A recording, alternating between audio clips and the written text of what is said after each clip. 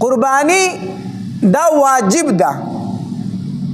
ځکه الله تبارک وتعالی په قرآن کې فرمایي فصلی لربک وانحر، مونځ هم د خپل رب دپاره کوه او قرباني هم د خپل رب دپاره کوه.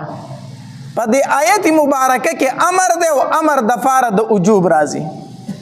او عبدالله بن عباس رضی الله تعالی عنهما هم د دې آیت مبارکه په تفسیر کې لیکلي دي، وایي دا آیت په باره د قربانۍ کې دی. یو دا دویم دا چې عبدالله بن عباس رضی الله تعالی عنهما روایت ته نبی علیہ الصلوۃ والسلام په مدینه منوره کې 12 کاله پاتې شو او په دې 12 کاله کې داسې یو کال نه دی تیر شوی چې پای کې نبی علیہ السلام قرباني نه کړي. په دې 12 کاله کې مسلسل نبی علیہ السلام هر کال سکړي دا قرباني کړي دا. نو د نبی علیہ الصلوۃ والسلام همیشګيري په یو عمل باندې دا هم دلیل د وجوب دی. نو قربانی واجب ده په هر مسلمان باندې. بل روایت کې راځي نبی علیہ الصلوۃ والسلام فرمایي وی من وجد سعة فلم يضحي فلا يحضر مصلانا. نبی علیہ الصلوۃ والسلام فرمایي د کم انسان د کم مسلمان چې د قربانی طاقت کېدو من وجد سعة د قربانی طاقت کېدو بیا هم د قربانی ونه کړه، نبی علیہ الصلوۃ والسلام فرمایي وای دی زمونږ عیدګاه ته نه حاضرېږي، دی په ما پسې د اختر مونځ نه کوي، دی په ما پسې نه ودرېږي چې د قربانی طاقت کېږي او بیا هم قربانی نه کوي. نو دا دومره سخته رټنه چې نبی علیہ السلام فرمایي چې یو سړی د قربانی طاقت کېږي او نه کوي په ما پسې په مانځه کې نه ودرېږي زما مصلا ته نه راځي، دا دلیل دی په وجوب باندې. نو قربانی چې دا واجب ده. په چا باندې واجب ده او څه فضایل دي؟ نو قربانی چې دا ډیر زیات فضیلت لري، ډیر زیات لوی فضیلت لري.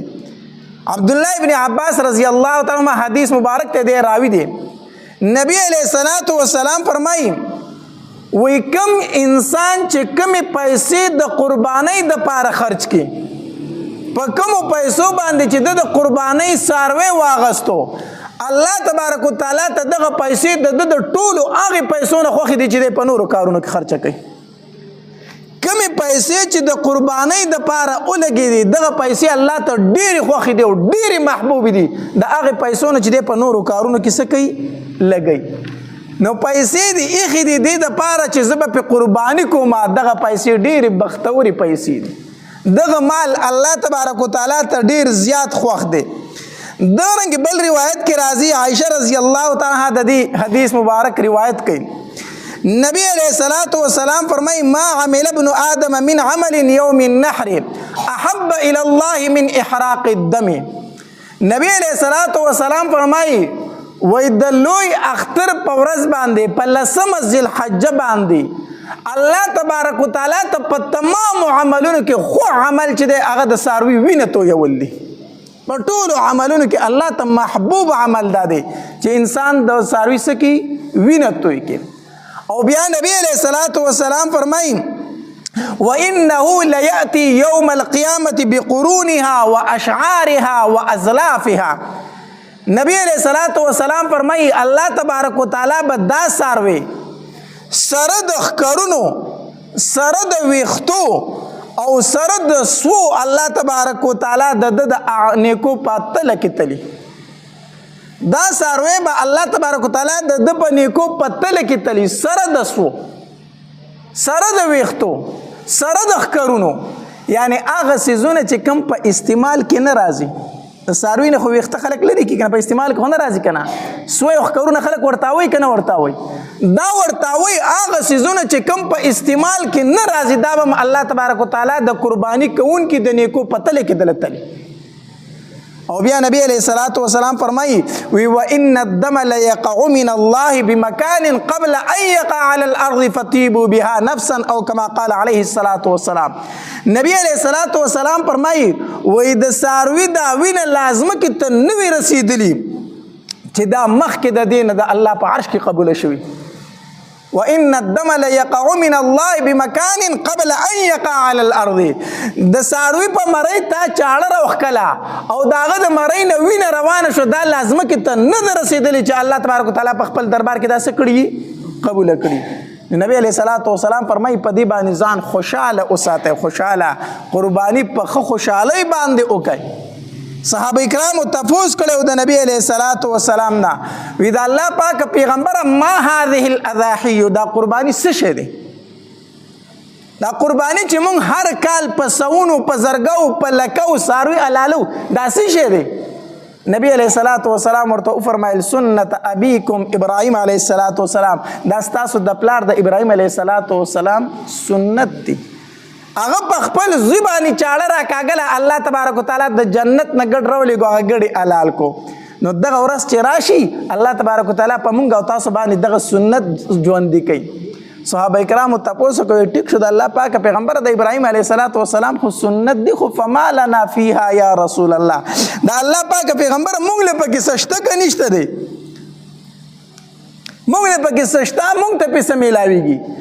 نبی علیه الصلاۃ والسلام ورته فرمایل وی بكل شعره حسنه، په هر وخت باندې یو نیکی ده، په هر وخت باندې څه شه دی؟ نیکی ده. د غوی په شا باندې څومره وخت ولاړ دي څوک شمارلی شي؟ نه سار کې نه د ماښامه پورې به د هغه د غوږ ویښته هم ونه شماري. د هغه په غوږ چې څومره ویښته ولاړ دي که نه سار کې نه ماښام به شي خو د دغې غوږ دا ویښته به ته ونه شماري. نو نبی علیہ الصلوۃ والسلام ورته فرمایل وی تاسو ته الله په هر ویښته باندې یو نیکي درکوي. بیا صحابه کرام فرمایل د الله پاک پیغمبر په بعضې سارو باندې خو ویښته نه په هغې باندې وړی ولاړی. فصوفو یا رسول الله، د الله پاک پیغمبر په کوم ساروي چې وړی ولاړه ده نو د هغې څه حکم دی؟ نبی علیه الصلوۃ والسلام فرمایل بكل شعرة من الصوف حسنة، د وړی په دې هر تار باندې تاسو له نیکي ده. د ګډ په دې شا باندې وړی ولاړی که نه او دې وړی ته چې ګوري په دې باندې یو پشم غونته ښکاري د ویښتو، نري نري ویښته یو پشم غونته وي، د دغې پشم په دې تارونو درلم څه ده؟ نیکی دی. د حدیث مبارک مطلب دا دی چې په قربانۍ باندې بېشمېره نیکی دی، په قربانۍ باندې څه دي؟ بېشمېره نیکی دی. ولې؟ د غوی د شا ویښته څوک شمارلی شي؟ د ګډ د شا ویښته څوک شمارلی شي؟ نشي شمارلی.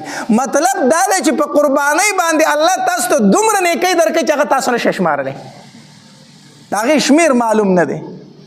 دومره زیاتې نیکی دي په قربانۍ باندې. او قرباني چې کېږي ښه طریقه دا ده چې په خپله ورپاسي، خپلې قربانۍ ته په خپله ودرېږي. نبی علیه الصلوۃ والسلام فاطمه رضی الله تعالی ته وفرمایل وی فاطمه بچیه راپاسه خپلې قربانۍ ته ودرېږه، خپلې قربانۍ ته ودرېږه، ځکه الله تبارک وتعالی تعالی را په هر قطره د وینه باندې مغفرت ستا د ګناهونو کوي. د وینې په هر قطره باندې الله ستا ګناهونه بخي، تا ته پې مغفرت کوي. او بیا نبی علیه الصلوۃ والسلام فرمایل فاطمه دا څاروی به سره د وینو سره د ښکرونو سره د اډوکو ستا د نیکو په تله کې تللی کېږي. او بیا ورته نبی علیه الصلوۃ والسلام فرمایل الله به یې درله بدله یو په اویا درکوي، یو په اویا به درله الله د دې بدله درکوي. ابو سعید رضی الله عنه فرمایل وی د الله پاک پیغمبر دا نیکۍ صرف د آل رسول صلی الله علیه وسلم دپاره دي، د اهل بیتو دپاره دي او که نه د تمامو مسلمانانو دپاره دي. نبی علیه الصلوۃ والسلام فرمایي نه ابو سعیده دا نیکۍ یوازې د اهل بیتو دپاره نه دي، دا د تمامو مسلمانانو دپاره دي چې الله تبارک وتعالی د دې وینې په هر قطره باندې د ګناهونه معاف کوي. دا ساروی به الله تبارک وتعالی سره د وینو سره د ښکرونو د اډوکو د نیکو په تله کې تلي او الله به بدله یو په اویا باندې ورکوي. دا یوازې اهل بیتو له نه بلکې دا تمامو مسلمانانو لره. په قربانۍ باندې دومره زیات ثوابونه دي. نو پکار ده چې د چا طاقت کېږي چې هغه قرباني وکړي. اوس دا خبره قرباني په چا باندې واجب ده؟ قرباني په چا باندې واجب ده؟ نو قربانی په هر عاقل بالغ مقیم مسلمان او آزاد باندې واجب ده. هر عاقل بالغ مقیم مسلمان او آزاد باندې قرباني صدا واجب ده. په مسلمان باندې قرباني شته، په کافر باندې قرباني نشته ده. الحمدلله الله موږ مسلمانان پیدا کړیو. الحمدلله الله موږ پیدا کړیو، مسلمانان پیدا کړیو. نو په مسلمان باندې قرباني واجب ده. یو خبره دویم نبی علیہ الصلوۃ والسلام فرمای په عاقل باندې قرباني واجب ده. نو په ماشوم باندې قرباني نه، په عاقل باندې قرباني واجب ده. نو په مجنون او په لیونی باندې قرباني نشته. لیوانه دی کو مالدار دی کو غریب دی خو چې لیوانه دی نو قرباني پی نشته.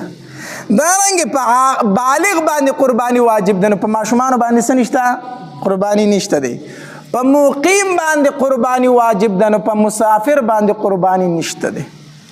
د اختر په ورځ باندې یو سړی مسافر شو نو په د باندې بیا څه نشته دی؟ قرباني نشته دی. یو خو هغه مسافر دی چې په بار ملکونو کې په کلونو پاتې کېږي، په هغې باندې قرباني شته دی. ښه ځکه مسافر چا ته ویلی شي؟ مسافر هغې سړي ته ویلی شي چې د کور نه لرې لاړ شي د 3 ورځو مسافت باندې په پیدل مزل سره د کور نه دومره لرې لاړ شي او هغې ځای کې د 15 ورځو نه د کمو پاتې کېدو اراده وي، دته مسافر ویلی شي. نو کوم بار ملکونو ته چې تلي خو کلونو له تللی دي، هلته خو د 15 ورځو نه دي تللی، هغه مسافر نه دي. ښه هغې به څه کوي؟ قرباني به کوي. مسافر هغې چاته ویلی شي چې یو ځای ته لاړو د 15 ورځو نه د کمو پاتې کېدو اراده وه، نو په ده باندې بیا څه نشته دی؟ قرباني پې نشته. نو په مسافر قرباني نشته دی. او دارنګه په آزاد باندې قرباني ده، په غلام باندې قرباني نشته ده. نن زمانه کې غلامانو نشته ده. او په مالدار باندې قرباني واجب ده. په چا باندې؟ په مالدار باندې. نو په غریب باندې څه نشته؟ قرباني نشته ده. اوس مالدار څوک دی؟ مالدار به چا ته ویلی شي؟ نو مالدار هغه سړی دی چې 1.5 تولې سره زر ورسره موجود وي. څومره؟ 1.5 تولې سره زر یا ورسره 2.5 تولې سپین زر موجود وي. څومره؟ 2.5 تولې سپین زر یا ورسره دومره نغدې پیسې موجود دي چې په هغې باندې 2.5 تولې سره سپین زر کېږي. دومره پیسې ورسره موجود دي نغدې چې په هغې باندې څه کېږي؟ 2.5 تولې سپین زر کېږي. ما خو ریټ نه دی کتلی نن سبا چې توله د سپینو زرو په څو ده. په هر حال ریټونه بدلېږي را بدلېږي، نو بیا د زرګر نه معلومات پکار دي چې د سپینو زرو توله په څو ده.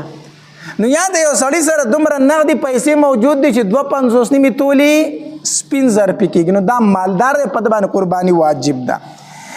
یا ورسره د ضرورت اصلیه نه په کور کې څه سامان دی، په کور کې څه دی؟ د ضرورت اصلیه نه سواګرې سامان دی، لوښي دي، لرګي دي چې د هغې قیمت 2.5 تولو سپینو زرو ته رسي. تقریبا څه کم 2 لک روپۍ دي، څه کم 2 لک روپۍ دي اندازتاً. دومره کور کې ورسره سواګرې سامان پروت دی چې دا دغې ته رسي.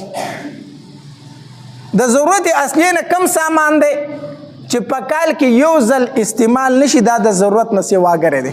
په کال کې یو ځلم استعمال نشي، دا ضرورت نه سره سواګره دی.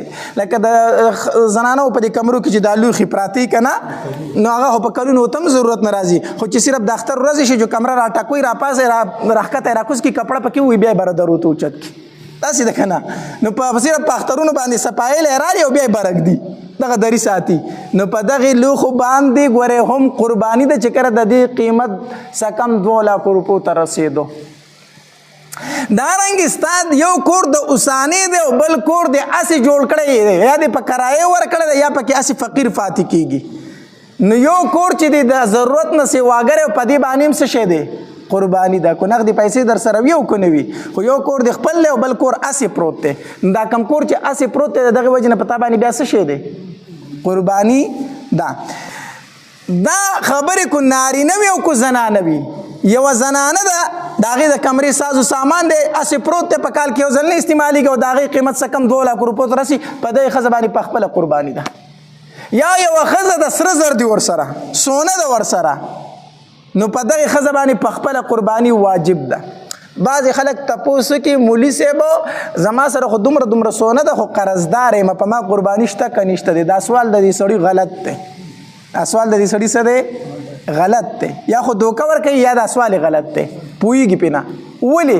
ځکه دی وایي زما سره دومره دومره سونه ده خو قرضدار یم دا سونه ستا ده دا خو د ښځې ده نو دا سونه د ښځې ده په هغې باندې قرباني ده او ته قرضدار یې جمعې کوو ته چې قرضدار پیسې در سره نشته دی خو سونه خو ستا نه ده چې ته ځان د قربانۍ نه خلاصوي دا سونه خو د ښځې ده هغه به قرباني کوي ته قرضدار یې او پیسې در سره نشته جمعه کوه چې بالکل پیسې نه لري پوهېږئ که نه پوهېږئ نو دی وایي دومره سونه را سره ده او قرضدار یم نو دا سونه ستا نه ده د ښځې ده اب ځان له قرباني کوي او قرضه پتا باندې ده نو کو پیسې در سره وي جو وکړه کو نه در سره جو مه کوه اوس پوه شوئ که پوه نه شوئ نو پتا باندې قرضه ده او سونه هم د سونه د ښځې ده هغه به قرباني کوي خو مسله دا ده که نه اکثر نن وخت کې چې په چا قرباني ده هغه یې نه کوي او چې په چا نشته هغه یې کوي بس پوه شئ که پوه نه شئ غریب خاوند د مالدارې ښځې قرباني کوي داسې ده که نه غریب خاوند د مالدارې ښځې قرباني کوي د خاوند سره پیسې نه وي او د ښځې سره کالې وي نو په دې خاوند قرباني نه وي او د ښځې باندې وي نو د خاوند د ښځې هغه قرباني کوي نو غریب خاوند د مالدارې ښځې څه وکړي قرباني وکړي هر ښه خبره د احسان دی ورسره هغه ورله هم د کور ډېر کارونه کوي نو که د قرباني وکړئ چلو شو صحیح ده که نه یوه خبره نو په دغې کسانو باندې قرباني څه ده واجب ده کو نارینه دی کو زنانه دي اوس څه زامن دي د پلار سره شریک پاتې کېږي په بار ملک دي یا دلته دي پیسې ګټي خو کور ته راوړي ټولې پیسې پلار له ورکوي ټولې پیسې چا له ورکوي پلار له ځان سره بینک بیلنس نه ساتي په جیب کې پیسې نه ساتي نو بیا قرباني صرف په پلار شته او په زامنو نشته ما پرې مسله پوه شو که نه زامن دي د پلار سره شریک پاتې کېږي خو ټولې پیسې راوړي پلار له ورکوي او په خپل جیب کې څه شی نه پرېږدي نو بیا قرباني په پلار شته او په زامنو باندې نشته دی خو داسې زامن نن سبا ډېر کم پاتې شوي دي چې ځان له بینک بیلنس نه ساتي ټولې پلار له ورکوي ښه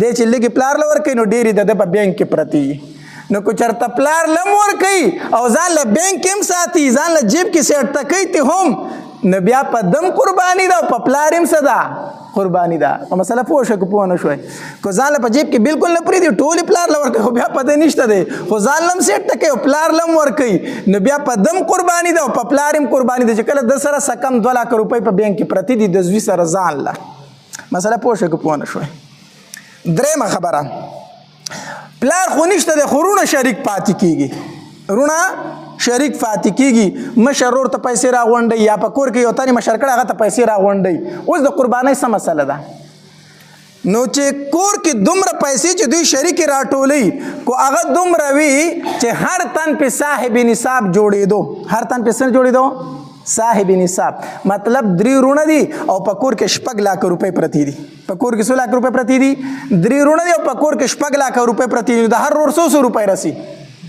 2 لکه نو هر رور صاحب نصاب دی نو 3 واړه به قرباني کوي دا نه چې مشر رور له موږ پیسې ورکړي دي هغه به کوي موږ به نه کوو 3 واړه به قرباني کوي صحیح شو چې کور کې به پیسې پرتې دي هغه تقسیم کوي او هر رور صاحب نصاب پې جوړېږي بیا به هر رور څه کوي قرباني کوي او که دغه پیسې ته تقسیم کې مثال په طور په کور کې 2 لک روپۍ پرتې دي او رونه څو دي 3 دي رونه 3 دي او روپۍ څو پرتې دي 2 لکه نو چې دا 2 لکه په 3 رونو تقسیم کې نو څو راځي خو لاک هم نه راځي که نه لاک هم نه راځي نو بیا په یو ورور هم قرباني نشته بیا په یو نشته دی پوهېږئ که نه یا 3 لک روپۍ دي او 3 ورونه شریک دي نو چې دغه 3 لک ته په 3 ورونو تقسیم کې خو لاک یې ورسېدي که نه نو په لاکو روپو باندې بیا څه نشته قرباني نشته نو بیا په یو تن هم قرباني نشته په دې مسله پوه شوئ که نه ورونه شریک پاتې کېږي پیسې راوړي ورور ته جمع کوي نو هغه پیسې کو دومره وي چې ته تقسیم کې او هر ورور پې صاحب نصاب جوړېدو خو ټول به ځان له قرباني کوي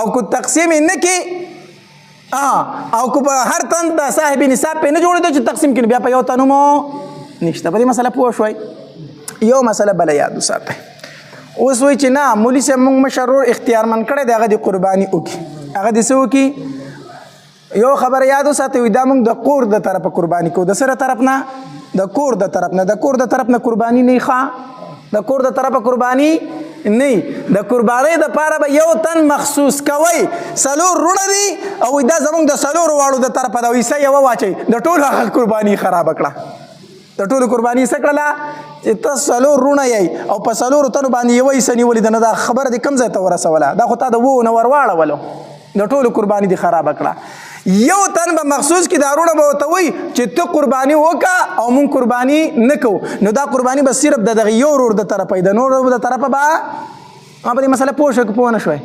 دا قرباني به د یو ورور د طرفه د نورو د طرفه به نه قرباني به یو تن د کور د طرفه به قرباني نه کوي چې مونږ دا د کور د طرفه قرباني کړې ده.